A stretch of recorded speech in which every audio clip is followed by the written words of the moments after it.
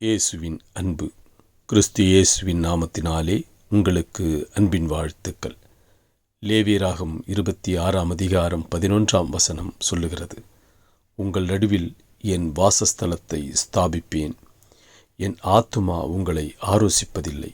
பிரியமானவர்களே, கர்த்தர் சொல்லுகிறார், அவர் உங்கள் நடுவே அவருடைய வாசஸ்தலத்தை நிறுவப்போகிறார். கர்த்தர் உங்களை கொண்டு பெரிய காரியங்களை செய்ய அவர் சித்தமாயிருக்கிறார். என்னை கொண்ட ஆண்டவரே என்று ஒருவேளை நீங்கள் கேட்கலாம்.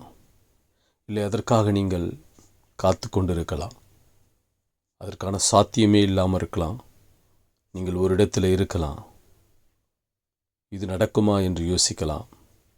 ஆனாலும் ஏற்ற காலத்திலே கர்த்தர் நிறைவேற்ற வல்லவராயிருக்கிறார். அவர் உங்களை கொண்டு உங்கள் நடுவிலே அவருக்கான ஸ்தலத்தை ஆயத்தப்படுத்துவார். அதில் எழும்பி பிரகாசிக்க பண்ணுவார். உன்னை கொண்டு பெரிய காரியங்களை அவர் செய்ய சுத்தமாயிருக்கிறார். நீங்கள் காத்திருங்கள். கர்த்தர் உங்களோடு கூட இருக்கிறார். அவர் நினைக்கிறதற்கும் வேண்டுவதற்கும் அதிகமாய் செய்கிறவர்.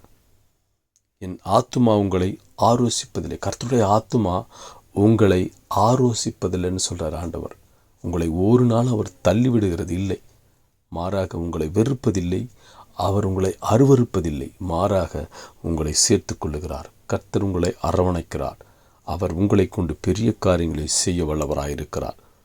நீங்கள் வேண்டிக் கொள்ளுகிறதுக்கு முன்னமே அவர் உங்களுக்கு தேவை என்று அறிந்திருக்கிற கர்த்தர் உங்கள் நடுவே ஒரு ஸ்தலத்தை, தன்னுடைய ஸ்தலத்தை, வாசஸ்தலத்தை உண்டாக்கி அதிலே உங்களை நடத்தும்படியாகும், அதிலே உங்களை உயர்த்தும்படியாகும் பெரிய காரியங்களை உங்கள் மூலம் செய்ய வல்லவராயிருக்கிறார். அவர் அப்படியே செய்வார். ஆமீன்.